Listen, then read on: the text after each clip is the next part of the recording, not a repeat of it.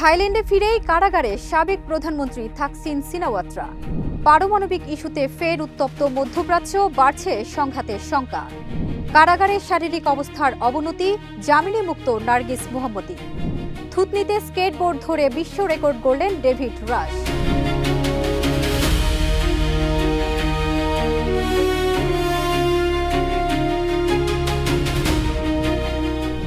সবাইকে আমন্ত্রণ। নাগরিক প্রতিদিনের নিয়মিত আয়োজন নাগরিক বিশ্ব থেকে আপনাদের সাথে আছি আমি ফারজানা নিকিতা। এতক্ষণ শুনছিলেন শিরোনাম, এবারে বিস্তারিত। 15 বছরের নির্বাসন শেষে দেশে ফিরেই কারাগারে যেতে হয় থাইল্যান্ডের সাবেক প্রধানমন্ত্রী থাকসিন সিনাওয়াত্রাকে। দুর্নীতি ও ক্ষমতার অপব্যবহারের অভিযোগে সাজাপ্রাপ্ত থাকসিন পরে রাজকীয় ক্ষমতায় মুক্তি পেলেও তার প্রত্যাবর্তনে আবারও উত্তপ্ত থাই রাজনীতি। থাইল্যান্ডের সাবেক প্রধানমন্ত্রী থাকসিন সিনাওয়াত্রা আবারও আন্তর্জাতিক আলোচনায়। 15 বছরের নির্বাসন শেষে দেশে ফিরেই কারাগারে যেতে হয়েছিল তাকে। কিন্তু কেন? কি ঘটেছিল থাকসিনের সময়কালে? কেন প্রধানমন্ত্রী হয়েও যেতে হয়েছে কারাগারে?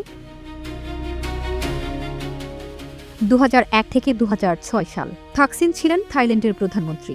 গ্রামীণ জনগণের জন্য স্বাস্থ্যসেবা, ঋণ সুবিধা ও উন্নয়ন প্রকল্প চালু করে ব্যাপক জনপ্রিয়তা পান তিনি। তবে একই সময়ে তার বিরুদ্ধে ওঠে ক্ষমতার অপব্যবহার, দুর্নীতি এবং পরিবারের ব্যবসায়িক স্বার্থ রক্ষার অভিযোগ। 2006 সালে সামরিক অভ্যুত্থানের মাধ্যমে ক্ষমতা হারান থাকসিন। এরপর থেকে তিনি বিদেশে অবস্থান করতে শুরু করেন। নির্বাসনে থাকাকালীন থাই আদালত তার বিরুদ্ধে একাধিক মামলায় সাজা ঘোষণা করেন। সবচেয়ে আলোচিত অভিযোগ ছিল প্রধানমন্ত্রী থাকাকালে নিজের পরিবারের মালিকানাধীন টেলিকম ব্যবসাকে সুবিধা দেওয়া এবং সরকারি ক্ষমতা ব্যবহার করে আর্থিক লাভ আদায়। এছাড়া সরকারি কর্মকর্তাদের বদলি ও কিছু নীতিগত সিদ্ধান্তের স্বার্থের অভিযোগ আনা হয়। নির্বাসন শেষে 2023 সালের আগস্টে হঠাৎ করেই থাইল্যান্ডে ফেরেন থাকসিন। বিমানবন্দরে হাজারো সমর্থক তাকে স্বাগত জানায়, কিন্তু দেশে ফেরার মাত্র কয়েক ঘন্টার মধ্যেই আদালতের নির্দেশে তাকে কারাগারে নেওয়া হয়। প্রথমে তার বিরুদ্ধে মোট 8 বছরের সাজা থাকলেও পরে রাজকীয় ক্ষমতায় তা কমিয়ে 1 বছর করা হয়। কারাগারে নেয়ার পর বুকে ব্যথার অভিযোগ করলে তাকে ব্যাংককের পুলিশ জেনারেল হাসপাতালের ভিআইপি ওয়ার্ডে স্থানান্তর করা হয়। সমালোচকরা অভিযোগ করেন, সাধারণ বন্দীদের মতো কারাভোগ না করে বিশেষ সুবিধা পেয়েছেন থাকসিন। পরে আদালতও হাসপাতালের দীর্ঘ অবস্থানকে প্রশ্নবিদ্ধ করে। তবে তার সমর্থকদের দাবি, পুরো বিচার প্রক্রিয়ায় ছিল রাজনৈতিক প্রতিহিংসার অংশ, কারণ থাইল্যান্ডের রাজনীতিতে এখনও ব্যাপক প্রভাব রয়েছে থাকসিন ও তার পরিবারের। এখন প্যারোলে মুক্ত হলেও থাই রাজনীতিতে থাকসিনের প্রত্যাবর্তন দেশটির ক্ষমতার সমীকরণে নতুন উত্তেজনা তৈরি করেছে। ফারজানা নিকিতা, নাগরিক প্রতিদিন। ইরানের সমৃদ্ধ ইউরেনিয়াম অপসারণ না হওয়া পর্যন্ত সংঘাত শেষ হবে না বলে জানিয়েছেন ইসরায়েলি প্রধানমন্ত্রী বেঞ্জামিন নেতানিয়াহু। যুদ্ধবিরতি কার্যকর থাকলেও পারমাণবিক কর্মসূচিকে ঘিরে মধ্যপ্রাচ্যে নতুন করে উত্তেজনা বাড়ছে। ইরানের পারমাণবিক কর্মসূচিকে কেন্দ্র করে মধ্যপ্রাচ্যের উত্তেজনা আরও বেড়েছে। বেঞ্জামিন নেতানিয়াহু স্পষ্ট জানিয়ে দিয়েছেন, ইরানের সমৃদ্ধ ইউরেনিয়াম অপসারণ না হওয়া পর্যন্ত এই যুদ্ধ শেষ হবে না। মার্কিন সংবাদ মাধ্যম সিবিএস নিউজকে দেয়া এক সাক্ষাৎকারে নেতানিয়াহু বলেন, যুদ্ধবিরতি চললেও সংঘাত এখনও শেষ হয়নি। তার দাবি, ইরানের কাছে থাকা উচ্চ মাত্রায় সমৃদ্ধ ইউরেনিয়াম পুরো অঞ্চল ও বিশ্বের নিরাপত্তার জন্য বড় হুমকি। আন্তর্জাতিক পরমাণু শক্তি সংস্থা এর তথ্য অনুযায়ী ইরানের কাছে প্রায় 400 কেজি 60% বিশুদ্ধ ইউরেনিয়াম রয়েছে। বিশুদ্ধতার মাত্রা 90% পৌঁছালে তা দিয়ে পারমাণবিক অস্ত্র তৈরি করা সম্ভব বলে আশঙ্কা পশ্চিমা দেশগুলোর। এই ইস্যুকে কেন্দ্র করে গত বছর ইরানের বিরুদ্ধে সামরিক অভিযান চালায় যুক্তরাষ্ট্র ও ইসরায়েল। কয়েকটি পারমাণবিক স্থাপনায় হামলা চালানো হলেও ইউরেনিয়ামের মূল মজুত উদ্ধার করা যায়নি। এরপর সুইজারল্যান্ডের জেনেভায় একাধিক দফায় আলোচনা হলেও কোনো সমঝোতা হয়নি। পরে আবারও সংঘাত শুরু হয়। দীর্ঘ যুদ্ধের পর যুদ্ধবিরতি কার্যকর হলেও উত্তেজনা এখনও কমেনি।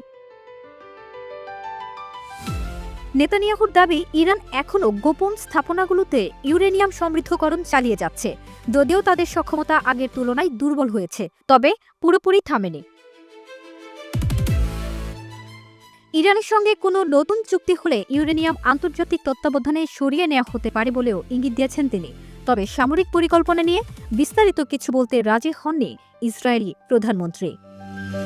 ফারজানা নিকিতা, নাগরিক প্রতিদিন। শারীরিক অবস্থার অবনতি হওয়ায় ইরানের কারাগার থেকে হাসপাতালে নেওয়া হয়েছে শান্তিতে নোবেলজয়ী মানবাধিকার কর্মী নার্গিস মোহাম্মদীকে। হৃদরোগে আক্রান্ত হওয়ার পর চিকিৎসা না পেলে মৃত্যু ঝুঁকি তৈরি হতে পারে বলে আশঙ্কা জানিয়েছে তার পরিবার ও সমর্থকেরা।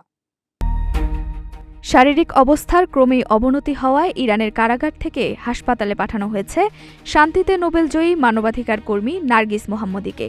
তার আগেই তাকে জামিন দেওয়া হয়।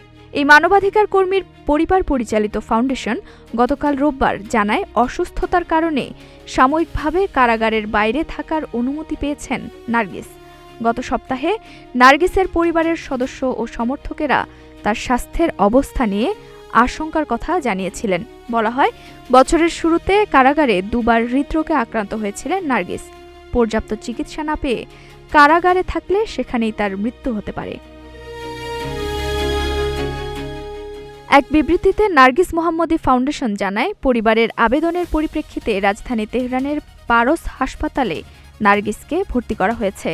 নিজস্ব চিকিৎসকেরাই তার চিকিৎসা করছেন। ফ্রান্সের প্যারিসে থাকা নার্গিসের স্বামী সপ্তাহান্তে এক বিবৃতিতে জানান, নার্গিসের সার্বিক পরিস্থিতি অনুকূলে নেই, তার শারীরিক অবস্থা এখনও অস্থিতিশীল। নার্গিসের বয়স ৫৩ বছর। সর্বশেষ দফায় গত ১২ ডিসেম্বর থেকে তিনি কারাগারে আছেন। তখন ইরানের পূর্বাঞ্চলের মাশহাদ শহরে একটি স্মরণ সভায় অংশ নিয়েছিলেন নার্গিস। সেখান থেকেই তাকে গ্রেপ্তার করা হয়। নুসরাত জাহান জেরিন, নাগরিক প্রতিদিন। থুতনির উপর স্কেটবোর্ড ব্যালেন্স করে নতুন বিশ্ব রেকর্ড গড়েছেন যুক্তরাষ্ট্রের ডেভিড রাশ। টানা ১ ঘন্টা ১ মিনিট ৩৬ সেকেন্ড স্কেটবোর্ড ধরে রেখে গিনেস বুকের নাম লেখালেন তিনি। বিজ্ঞান ও প্রযুক্তিতে তরুণদের আগ্রহ বাড়াতে এমন ব্যতিক্রমী চ্যালেঞ্জে অংশ নেন এই প্রকৌশলী। বিস্তারিত প্রতিবেদনে। স্কেটবোর্ড সাধারণত ব্যবহার করা হয় রাস্তায় ছুটে চলার জন্য, তবে যুক্তরাষ্ট্রের আইডাহো অঙ্গরাজ্যের বাসিন্দা ডেভিড রাশ সেটিকেই বানালেন বিশ্ব রেকর্ড করার মাধ্যম। পায়ে নয়, বরং থুতনির ওপর স্কেটবোর্ড দাঁড় করিয়ে টানা ১ ঘন্টা ১ মিনিট ৩৬ সেকেন্ড ধরে রাখেন তিনি, আর এতেই গড়েন নতুন গিনেস ওয়ার্ল্ড রেকর্ড। ডেভিড জানান, স্কেটবোর্ডের ধারালো প্রান্তের কারণে শুরুতেই তীব্র ব্যথা অনুভব করেন তিনি। পরে বন্ধুর সংগ্রহ থেকে অপেক্ষাকৃত মসৃণ একটি বোর্ড নিয়ে আবার শুরু করেন চেষ্টা। চ্যালেঞ্জটি মোটেও সহজ ছিল না। সবচেয়ে মজার বিষয় হলো, পেশায় প্রকৌশলী এই ব্যক্তি শুধু রেকর্ড গড়ার আনন্দেই এমন কাজ করেন তা নয়। বিজ্ঞান ও প্রযুক্তির প্রতি তরুণদের আগ্রহ বাড়াতেই নিয়মিত ভিন্নধর্মী এসব চ্যালেঞ্জ নিয়ে হাজির হন তিনি। এই রেকর্ডের মাধ্যমে নিজের ক্যারিয়ারে ৩৫০টিরও বেশি গিনেস রেকর্ডের মাইলফলক স্পর্শ করলেন ডেভিড রাশ। নুসরাত জাহান জেরিন, নাগরিক প্রতিদিন।